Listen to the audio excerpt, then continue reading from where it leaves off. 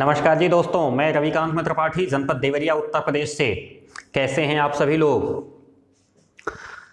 बहुत सारे लोग तो आज उदास भी होंगे। हाँ, कुछ एक लोग ऐसे हैं जिनके चेहरे पे प्रसन्नता भी दिखाई दे रही होगी। मित्रों, जिस बात की आशंका थी हुआ वही, जिस बात के लिए हम लोग तभी से प्रयासरत थे। बोर्ड बार बार अपना डिसीजन बदलते बदलते आखिर ले आकर के हम लोग को फिर वही टिका दिया जिस बात की पहले से उम्मीद थी। मैं मित्रों आपको बताऊं कि यूपी बोर्ड लगातार सीबीएसई बोर्ड को बड़ा ही क्लोजली फॉलो कर रहा था, जैसा कि पहले दिन से हम लोग को दिखाई दे रहा था। जब पिछले वर्ष सीबीएसई बोर्ड ने सबसे पहले अपने पाठ्यक्रम में 30% की कटौती की, उसके ठीक पीछे जाकर के उत्तर प्रदेश ने भी, यानी माध्यमिक शिक्षा परिषद जो उत्तर प्रदेश का है, उसने भी अपने पाठ्यक्रम में जाके 30% की कटौती कर दी थी। मित्रों, इसके बाद से जब उत्तर प्रदेश शासन ने, यानी उत्तर प्रदेश सरकार ने अपने बोर्ड परीक्षा की तिथियां घोषित की, उसके तुरंत पहले हमारे सीबीएसई बोर्ड ने अपनी तिथियां घोषित कर दी थी। उन्होंने कहा था कि नहीं, हम परीक्षाएं अपनी मई में कराएंगे। लिहाजा उत्तर प्रदेश शासन ने भी अपनी परीक्षाओं की तिथि सरका करके मई में ले जाकर के प्रस्तावित कर दिया। इसके बाद जैसे ही मई के नजदीक हम लोग पहुंचे, सीबीएसई बोर्ड ने अपनी परीक्षा को कैंसिल करने का निश्चय लिया। उसने कहा कि हम कक्षा 12वीं की भी परीक्षा नहीं ले पाएंगे, हमारी परिस्थितियां ऐसी नहीं बन रही हैं। तो इस बात के कयास लगाए जाने लगे थे। हम सभी भी इस बात को लेकर के आशंकित थे कि कदाचित हो सकता है कि सीबीएसई ने अपनी परीक्षाएं कैंसिल की हैं तो यूपी बोर्ड भी अपनी परीक्षाएं कैंसिल कर देगी। मित्रों, आज जबकि हम लोग 3 जून को ये वीडियो तैयार कर रहे हैं, आज प्रातः 10:30 बजे उत्तर प्रदेश सरकार की बहुत ही महत्वपूर्ण बैठक होनी थी, जिसमें इस बात पर निर्णय होना था, क्योंकि माननीय सर्वोच्च न्यायालय यानी सुप्रीम कोर्ट ने इस बात के लिए हमारी सरकार से आग्रह किया था कि 3 जून तक अपना रुख परीक्षा पे स्पष्ट करें। तो मित्रों, बिल्कुल अब तो रुख पूरी तरह से साफ हो गया है, अधिकांश लोगों तक सूचनाएं पहुंच भी गई होंगी। मैं रविकांत त्रिपाठी एक शिक्षक के रूप में आपको इस बात के लिए अवगत कराना चाहूंगा कि विभिन्न समाचार पत्रों, विभिन्न इलेक्ट्रॉनिक चैनल के माध्यमों और जो भी सूचना प्रदाता संस्थाएं हैं के माध्यम से यह ज्ञात हुआ कि परीक्षाएं अपनी भी रद्द कर दी गई हैं। यानी उत्तर प्रदेश माध्यमिक शिक्षा परिषद ने भी कक्षा 12 की परीक्षाओं को रद्द करने का निर्णय ले लिया है। यानी इस वर्ष कक्षा 12 की परीक्षाएं भी नहीं होंगी। बताते चलें कि इसके पहले कक्षा 10 की परीक्षाओं को भी रद्द करने का निर्णय उत्तर प्रदेश सरकार ले चुकी है। यानी इस वर्ष माध्यमिक शिक्षा बोर्ड की कोई भी परीक्षा, यानी कक्षा 10वीं और कक्षा 12वीं दोनों परीक्षाएं नहीं होंगी। तो दोस्तों, इस बात को पूरी तरह से मुहर लग चुकी है। जो आशंका थी वो पूरी तरह से समाप्त हो चुकी है। जो भी हमारे सामने धुंधला अंधेरा था वो सब कुछ क्लियर हो चुका है।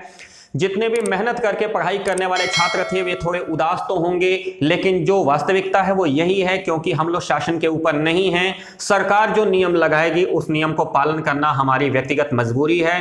तो मित्रों, हमें इस निर्णय का स्वागत करना है, और इसलिए भी स्वागत करना है क्योंकि सरकार ने एक सुविधा हमको दी है।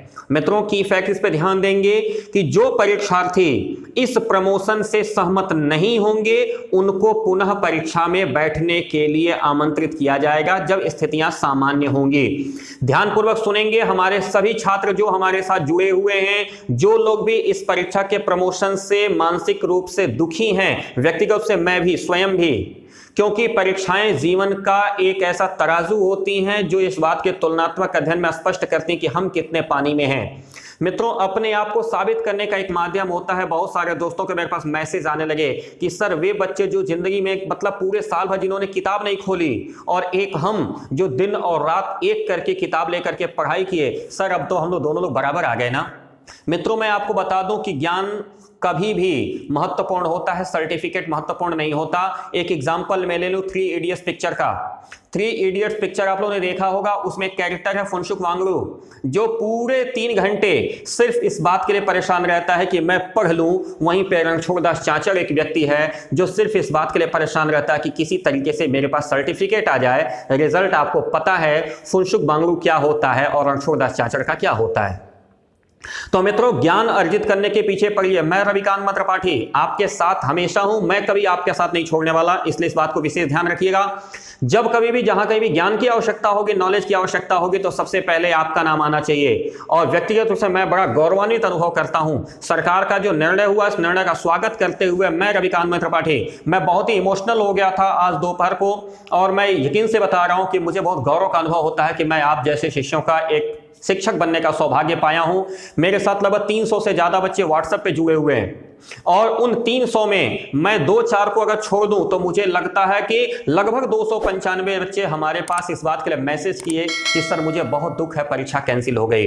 मित्रों, मैं आपको बता दे रहा हूं कि मैं आपके साथ हूं, बिल्कुल दुखी नहीं होना है। जीवन में हर चीज हमारे हिसाब से ही नहीं होती।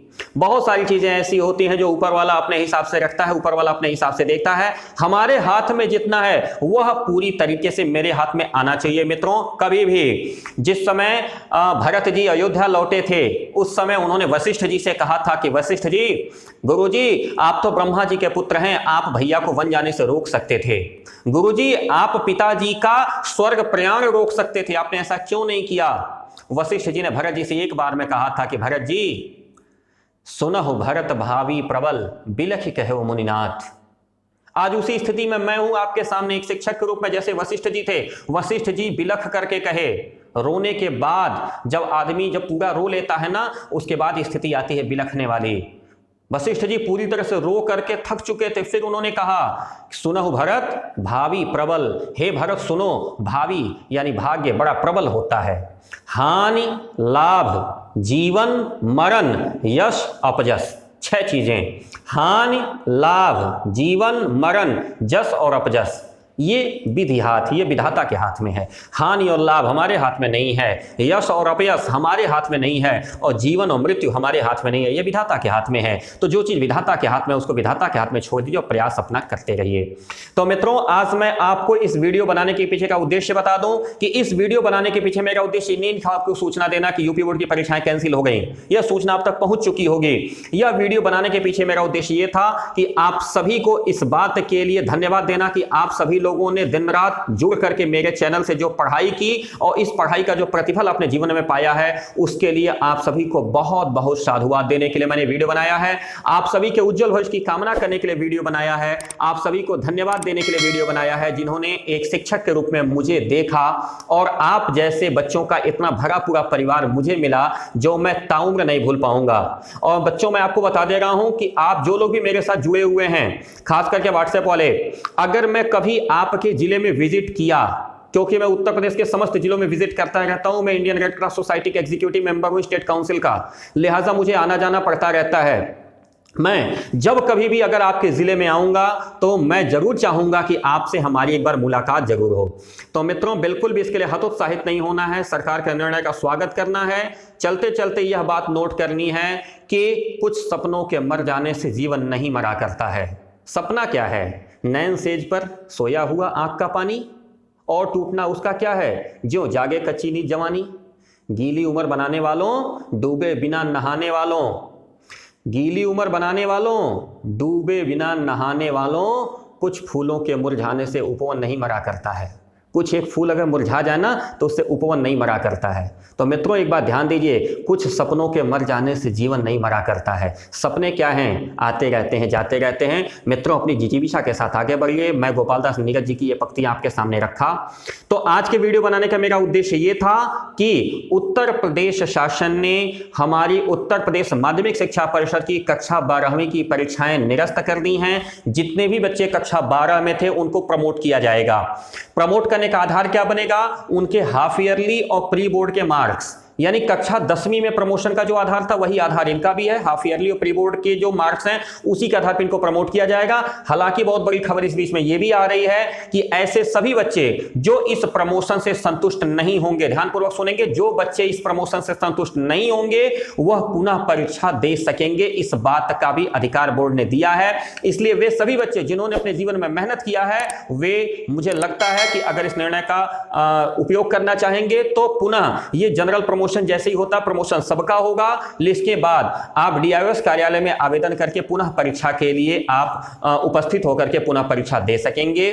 तो निश्चित रूप से मित्रों, मैं एक बार फिर से आपको बता दे रहा हूं कि हारना नहीं है, निरंतर आगे बढ़ते रहना है। चाहे पथ में कितनी भी बाधाएं आए, हमको उन बाधाओं से टकराना है, उन बाधाओं से लड़ करके रुकना नहीं है, हमको उन बाधाओं को चूर करते हुए आगे बढ़ना है। प्रबल झंझावात में भी बन अचल हिमवान रे मन, ये सिद्धांत लेकर के हम लोग को आगे बढ़ना है, हारना नहीं है, चलते रहना है। आपका मेंटर, आपका अंकल, आपका भाई, आपका टीचर, मैं रविकांत त्रिपाठी जनपद देवरिया से आपके साथ रहूंगा हमेशा। जब कहां जैसी आवश्यकता हो मुझे याद करिएगा मित्रों। मिलते हैं जल्दी। सूचना फिर से ध्यान से देखें, यूपी बोर्ड उत्तर प्रदेश माध्यमिक शिक्षा परिषद ने कक्षा 12वीं की परीक्षाएं निरस्त कर दी हैं, सभी बच्चों को प्रमोट किया जा रहा है।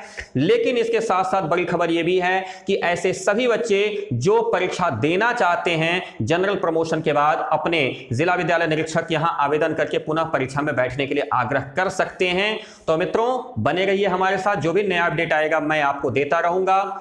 मैं रविकांत त्रिपाठी जनपद देवरिया उत्तर प्रदेश से आपके साथ था। मिलते हैं जल्दी ही। नमस्कार, सत श्री अकाल, जय।